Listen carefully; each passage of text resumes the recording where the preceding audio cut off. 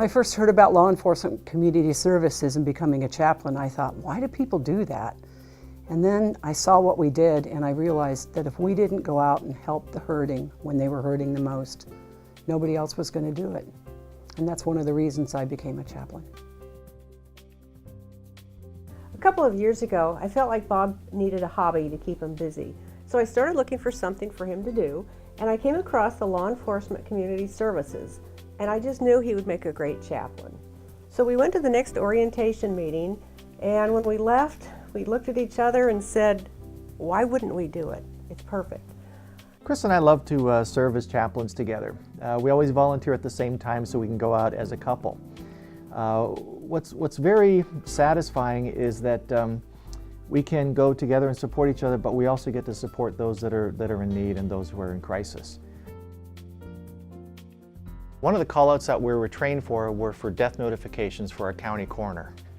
This is one of the most important services that we offer as chaplains because delivering news like this to someone the correct way is vital in helping them begin the healing process.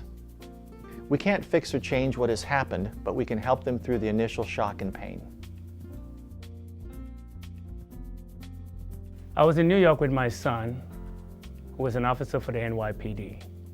And we were having a conversation, and my son says, you know what, Dad, you do very well being a chaplain.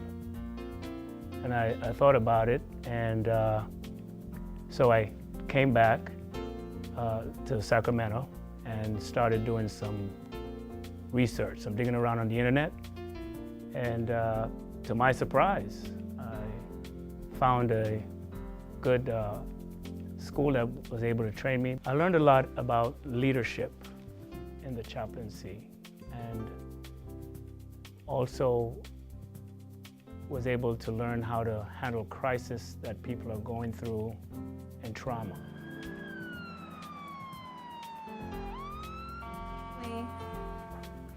Recently, I was called to a homicide where a young man had just been killed, and I was asked to sit with his mother as she heard the news. She was obviously so distraught at hearing that her boy had died, she didn't want to talk to anyone. So I just sat there with her and held her hand.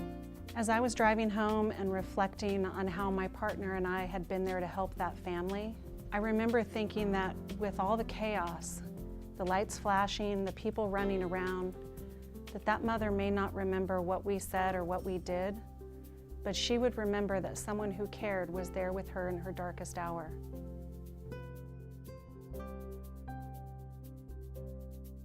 At Law Enforcement Community Services, we have a school support team that engages with many of our local schools on a regular basis.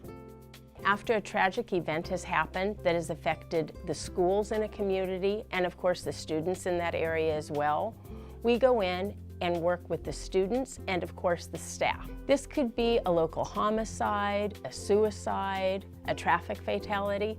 Anything that is affecting the community around that school is of course affecting the children as well. So we go in, support the children and the staff, and when we're able to do that is really when the healing can start. It's a perfect ministry for us to do together. And if you're looking for a volunteer activity to do as a couple and you haven't found quite the right fit for you, I would encourage you to go to an orientation meeting and check out our chaplaincy program. It may be just what you're looking for. Some people ask why I'm a chaplain, and I really don't know. All I know is that I was supposed to be here. I'm supposed to be a chaplain. This is my calling, and hopefully it's your calling.